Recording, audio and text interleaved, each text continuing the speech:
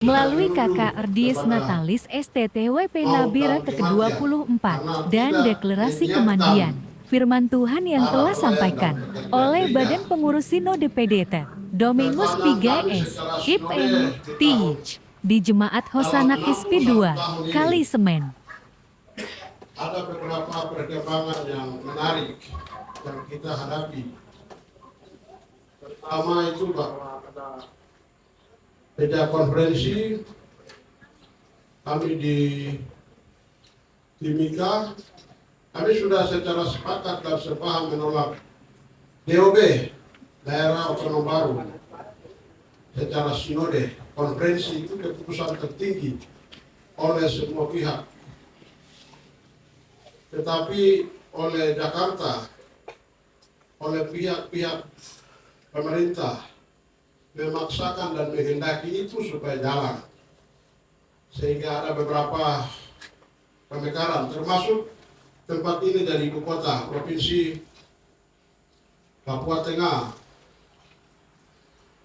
Dalam pertanyaan refleksi kami sebagai gereja di 61 tahun ini, apakah kehadiran pemekaran DOB ini akan memperkuat STT Walter Pos yang hari ini mau deklarasikan? Apakah mereka akan bangkit bersama-sama dengan kuasa Kristus? Apakah atau mereka ini akan mati karena ancaman pembangunan, kebijakan, hal-hal yang lain? Ini menjadi pertanyaan penting kita dalam suasana perayaan Paskah dan di mana Yesus Kristus menampakkan diri kepada kita sebagai gereja Tuhan, baik secara person, secara keluarga, secara jemaat klasis, tapi juga secara STT Walter Pos sebagai lembaga penyelenggara perguruan tinggi. Dalam semangat itu juga kita saksikan kemarin secara sinode. Kami lihat beberapa pasukan banyak kemarin ya di depan, dan itu dilakukan di provinsi ini. Itu menjadi pertanyaan doa dan refleksi kita. Bagaimana kita menghadapi hal-hal semacam ini? Iman seperti apa yang harus kita siapkan? Pendidikan Kristen seperti apa yang harus kita persiapkan? Itu menjadi pertanyaan kita semua.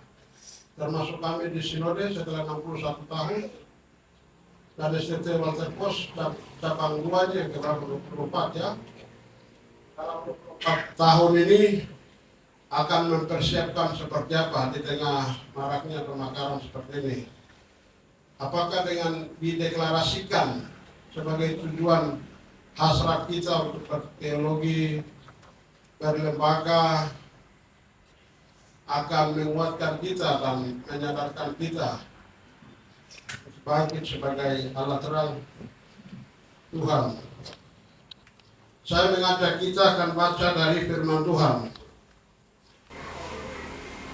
Saya bingung karena saya pikir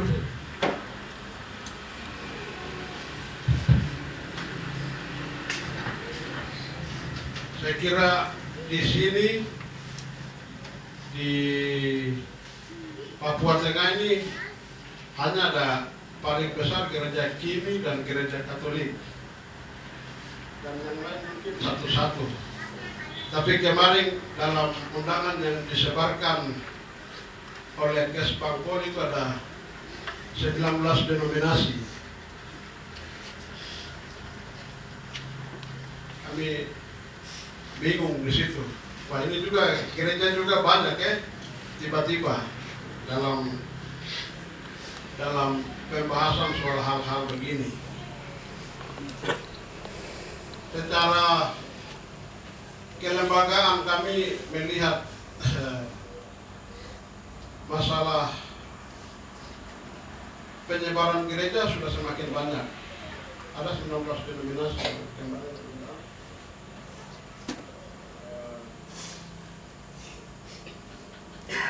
Lalu berpikir, kalau 19 denominasi ini ada berapa perguruan tinggi di sini? Mungkin 19 sinode itu punya 19 perguruan tinggi. Dalam pikiran saya, walaupun saya belum catat dan cermati secara benar. Karena itu secara kelembagaan kami bahas, kami sampaikan kepada mereka. Karena ini dan ini kami mayoritas. Itu secara tegas dan saya sampaikan di hadapan umat Katolik dan beda sahabat lainnya. Saya bilang secara OAP saya mayoritas dan saya berkuat di sini. Pernyataan saya harus dijawab oleh STT. Secara sinode saya sudah bilang saya mayoritas dan saya penentu dan di sini honai saya. Pernyataan itu secara tegas saya sampaikan di hadapan dan juga pimpinan gereja-gereja yang lain.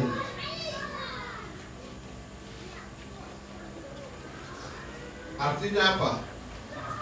Secara iman kita bertanggung jawab untuk menakodai kapal ini di sini. Secara perilaku kita bertanggung jawab untuk menjadi teladan bagi mereka. Secara perkataan kita harus menjadi contoh bagi mereka. Itu maksudnya. Hari ini kita mau seperti itu. Hari ini kita punya tekad, kita punya semangat. Setelah 24 tahun kita mau deklarasikan STT ini menjadi sekolah yang mandiri. Karena memang tuntutan zaman harus begitu. Karena tuntutan perkembangan politik, perkembangan kota, perkembangan pemerintahan menghendaki hal seperti itu. Dalam semangat seperti itu, kita ada dalam suasana perenungan akan minggu Advent, di mana Kristus mati membuat para pengikutnya mengunci pintu. Mereka takut kepada orang-orang Yahudi, mereka mengurung diri, mereka trauma, mereka gelisah, mereka kecewa, mereka mewanti-wanti. Yesus ini sudah dibunuh ini, jangan-jangan kami juga dibunuh nanti. Apalagi pemerintah Roma waktu itu sangat ketat, sangat fasis. Siapa yang menjadi pengikut Yesus harus dihabiskan. Petrus ketika mengikut Yesus dari jauh, kau juga salah satu dari orangnya, tapi asa tidak. Tidak, kau lagi, saya sudah pernah lihat kau di sana. Tidak, itu bukan saya. Petrus yang juga seorang pemberani itu akhirnya jadi pengecut, penakut, menyangkal, bukan saya.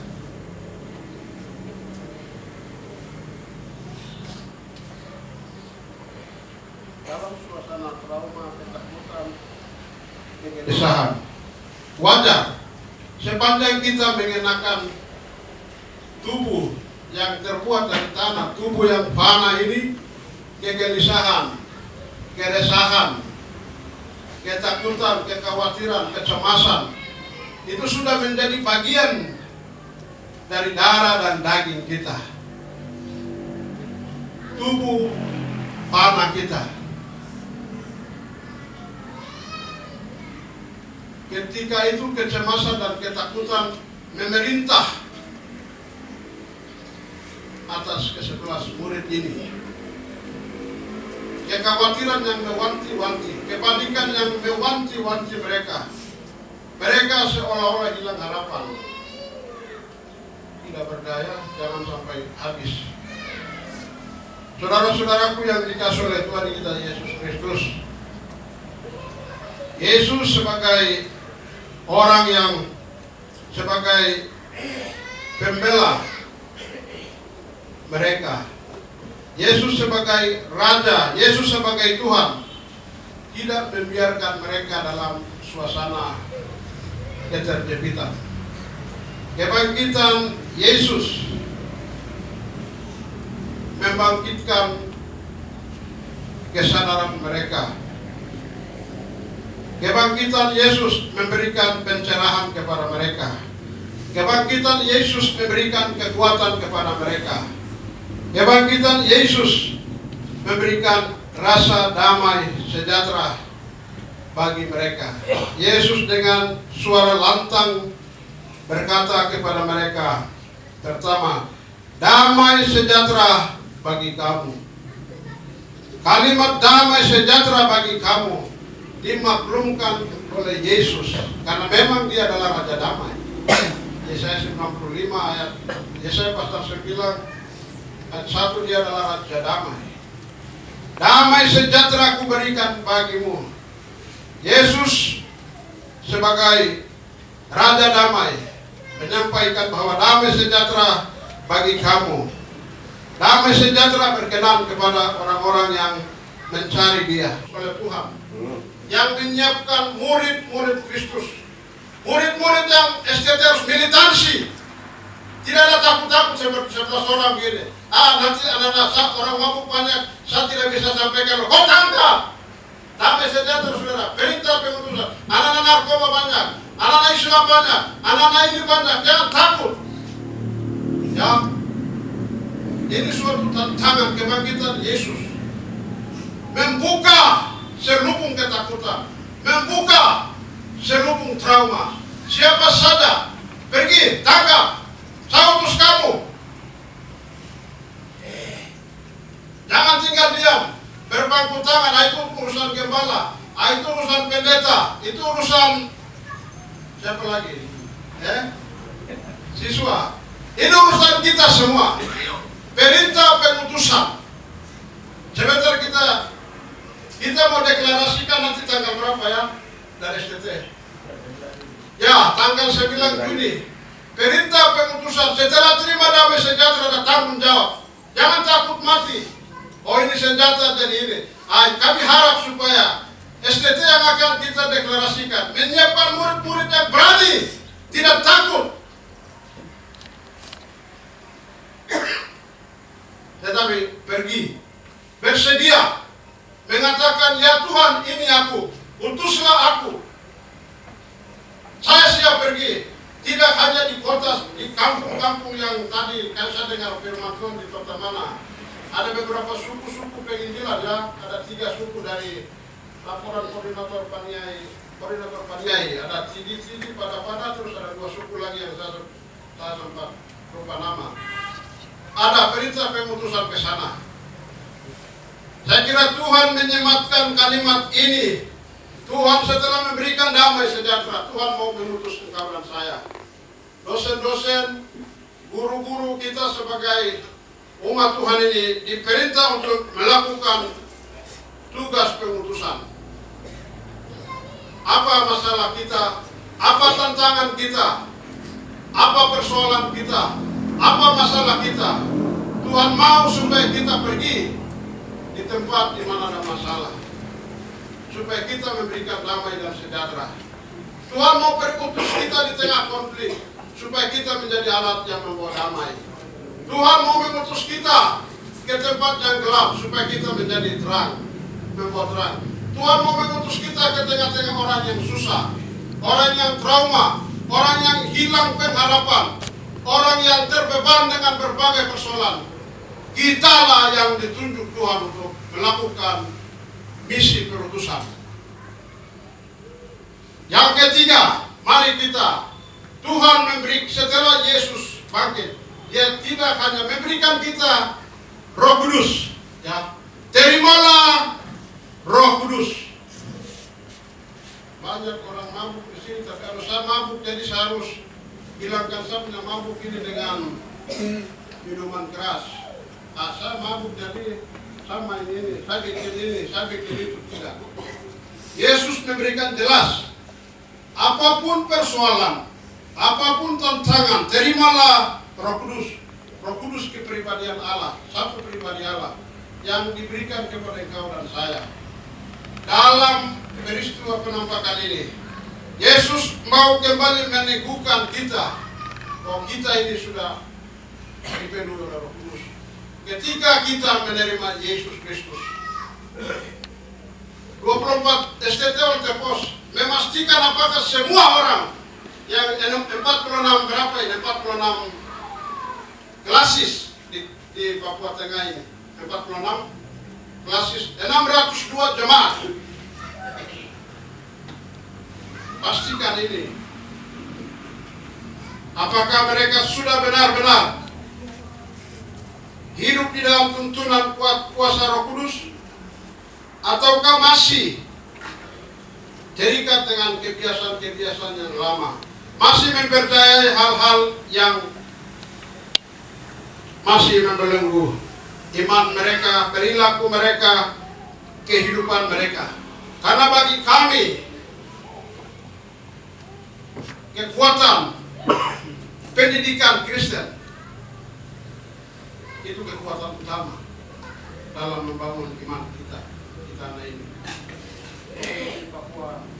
Nah ini, saudara-saudaraku yang dikasihi oleh Tuhan kita Yesus Kristus, mari dalam suasana dengan kebangkitan kuasa Yesus Kristus ini dan kuasa penampakan ini mau membuat kita jadi alat damai sejahtera.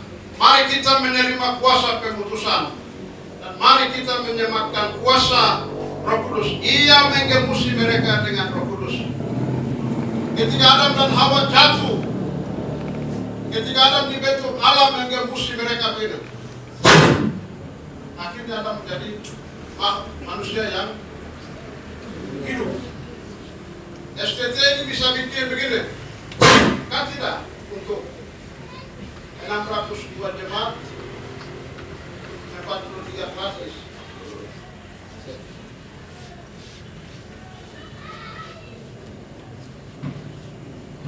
Yesus memberikan Roh Kudus dengan menggemusi, sebagaimana Allah juga lakukan hal yang sama di zaman Eden.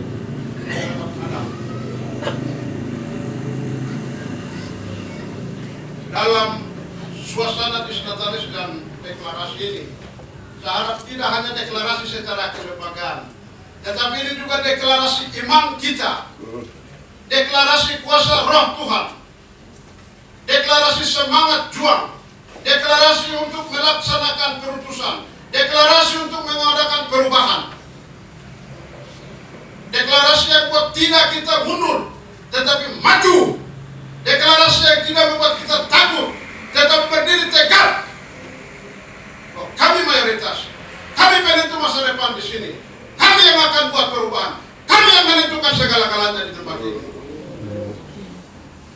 Pernyataan saya di depan di hadapan 19 denominasi gereja ini menjadi catatan. Saya katakan, kami mayoritas, kami penentu tanah dan negeri ini. Umat yang lain bilang, kami tidak. Kamu di selatan, kamu selatan, kamu mayoritas. Kamu di utara, kamu mayoritas. Saya penentu di tanah ini. Bisa tidak? Bisa, karena Roh Kudus ada bersama-sama. Tuhan memberkati kita, dan Tuhan akan memberkati kita dengan firman ini. Mari kita bersatu di dalam doa.